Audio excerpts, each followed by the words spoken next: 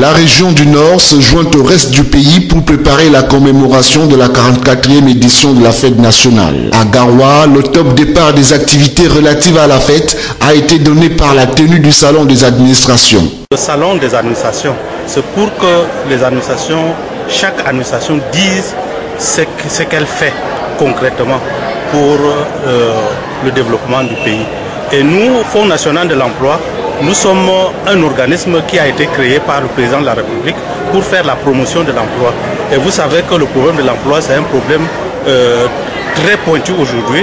Ainsi, des administrations publiques et privées, à travers des expositions, ont pu montrer les différentes offres de leurs services aux visiteurs, à la tête desquels le gouverneur Jean Abaté dit qui a visité les stands montés à cet effet et apprécié le savoir-faire des exposants. Les zones périphériques de la région du Nord, essentiellement constituées d'agriculteurs et d'éleveurs, ont pu découvrir les offres de la Caisse de développement des éleveurs. Nous avons présenté au gouverneur à sa suite les missions de la CEDEN qui sont de lutte d'encadrement des éleveurs, la production animale, l'animation pastorale et la protection sanitaire des cheptels. Au niveau de notre présentation, nous avons tenu à montrer aux producteurs que nous sommes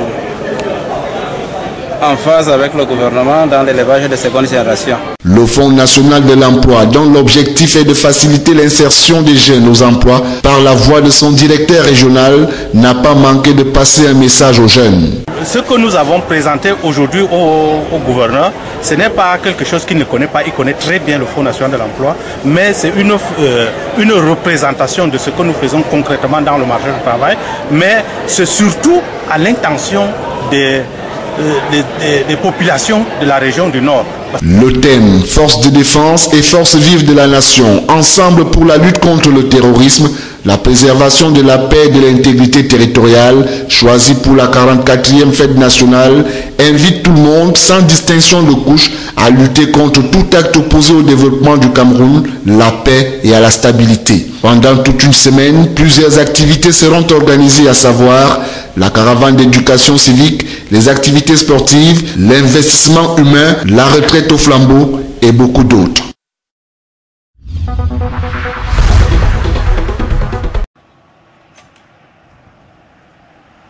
Le ministre de l'Agriculture et du Développement rural, Henri Eyebe Aïssi, est allé toucher du doigt les réalités agro-pastorales de la région de la Damawa. Pour l'occasion, le chef du département ministériel en charge des questions agricoles s'est rendu tour à tour à Wakwa, puis à Goumdjel, ceci dans le but de rencontrer les jeunes agriculteurs et d'apprécier les réalisations de la Société Générale d'Élevage. À cet effet, le centre de formation agro-pastorale, appuyé par le programme AFOP, qui forme plus de 30 jeunes par an, a été visité. L'occasion a également permis de remettre des parchemins à ces jeunes agriculteurs. Le ministre est ensuite allé à Ouassandé faire don des tracteurs agricoles, des pulvérisateurs et des intrants agricoles aux jeunes agriculteurs de cette localité. En outre, les jeunes agriculteurs seront désormais en contact permanent avec le numérique à partir de cette salle multimédia devant leur servir d'accéder au site du projet d'appui d'installation des jeunes agriculteurs. Toutefois, les champs agricoles de plus de 50 hectares en plein travaux ont été visités par le Minader qui a également fait escale à Goumdjel, voir de près la Société Générale d'Élevage Sogedel et le complexe agro-industriel du Cameroun. Ces deux entreprises du groupe Fadil, installées ici depuis plusieurs années, constituent l'une des mamelles nourricières du Cameroun et même au-delà du pays. Pilier par excellence de l'économie nationale, le groupe Fadil compte élargir son plan d'action tout en faisant sortir une autre variété de produits sur le plan agro-pastoral. D'où la présentation au ministre de l'Agriculture de ces hectares de terre qui devront servir de cadre à la culture.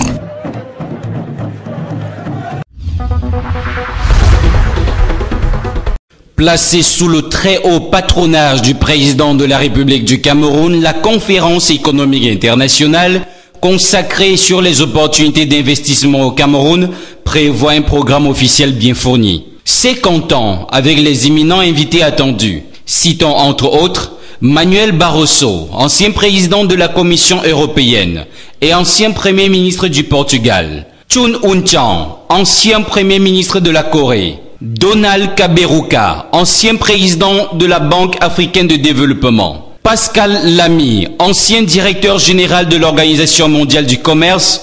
Aliko Dangote, homme d'affaires nigérian et PDG du groupe Dangote. Paul Fonkam Kamogne, président du groupe Afriland First Bank, pour ne citer que cela. La journée du 17 mai 2016 sera consacrée à l'ouverture de la conférence et aux tables rondes.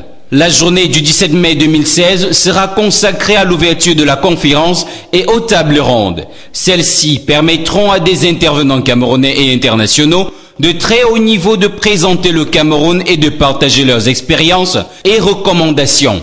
José Manuel Barroso se prononcera sur le renforcement du partenariat économique entre l'Europe et l'Afrique et la dynamisation des investissements européens à destination du continent africain. Le docteur Chun Un-chan entretiendra l'assistance sur l'expérience sud-coréenne, croissance économique, croissance inclusive.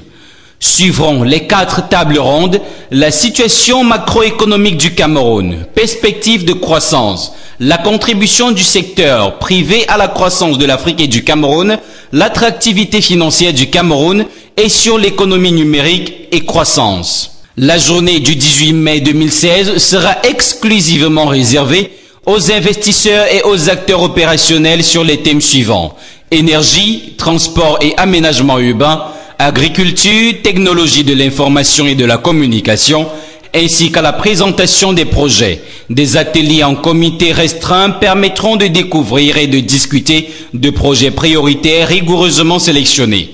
Cette séquence constituera un moment clé de la conférence, puis suivra la séance de clôture.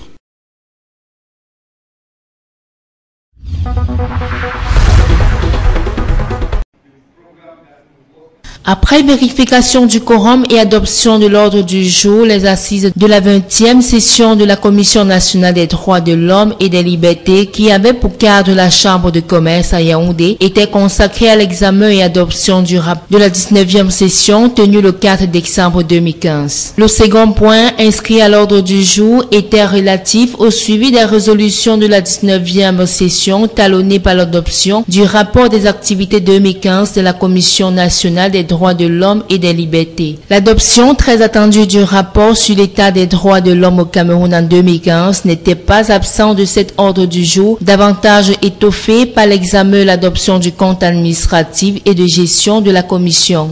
En attendant la programmation et la publication officielle de l'état des droits de l'homme au Cameroun, des indiscrétions laissaient croire qu'en dépit de quelques efforts perceptibles, le respect des libertés et des droits de l'homme demeure un sujet de préoccupation au Cameroun. Un certain nombre de développements positifs pour la Commission nationale des droits de l'homme. On a œuvré pour améliorer le contenu de la loi portant organisation de la Commission nationale des droits de l'homme. On a des travaux pour avancer, mais malheureusement, on n'a pas présenté ça au Parlement. Mais comme j'ai indiqué, le texte est maintenant à la présidente de la République et nous espérons que ça sera examiné dans la prochaine session de notre Parlement. Pour permettre à la Commission nationale des droits de l'homme et des libertés d'accomplir efficacement ses missions à travers le triangle national, le Premier ministre chef du gouvernement annonce une dotation de 8 véhicules au bénéfice de cette institution.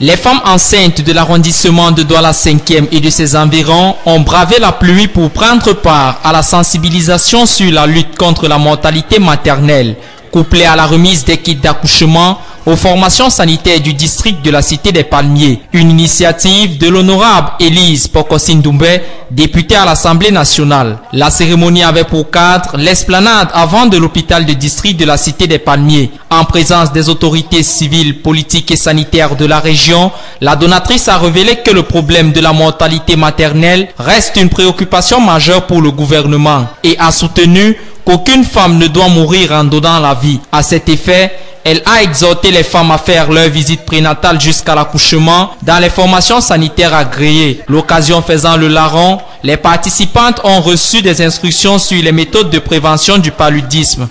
Ceci à travers un jeu de questions-réponses organisé par l'ONG Malaria No More, qui a permis aux gagnantes de repartir avec des lots. Le directeur de cet hôpital n'est pas resté indifférent face à la sociabilité de l'élu du peuple et exprime sa satisfaction. Joie et d'encouragement. La joie, c'est que les problèmes de la santé sont pris en compte par les élus de la nation. Et l'encouragement, c'est que le travail que nous faisons doit continuer et on nous apporte l'appui nécessaire pour qu'il continue dans de très bonnes conditions. Soulignons au passage que les kits offerts seront utilisés gratuitement sur celles des femmes qui auront fait 4 visites prénatales dans l'une des 40 formations sanitaires que compte le district de la Cité des Palmiers.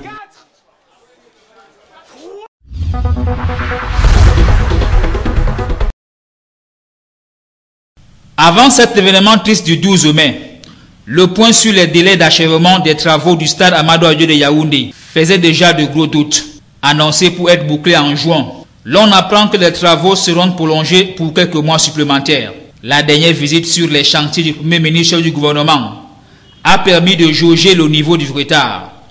Que ce soit le grand stade ou encore les aires d'entraînement, rien n'est encore prêt. Philémon Yang a palpé la réalité. Et même si on ne le dit jamais assez, le Premier ministre a laissé filer quelques signes d'inquiétude. Avec cet éboulement du 12 mai, la situation du stade omnisport de Yaoundé rend encore la tâche un peu plus difficile. Des questions les plus folles et les plus osées se font entendre. Yaoundé sera-t-il prêt avant le championnat d'Afrique de football féminin en novembre? L'accident du jeudi 12 mai ne casse-t-il pas d'autres qui pourraient survenir? Ou encore, ne devrait-on pas questionner l'expertise des nouvelles sociétés en charge de la réfection de l'infrastructure? Autant de questions qui font pâlir et salir l'image d'une nation qui attend sa première grande compétition de football féminin en novembre. De quoi faire cogiter les membres du COCAN installés ce 13 mai à Yaoundé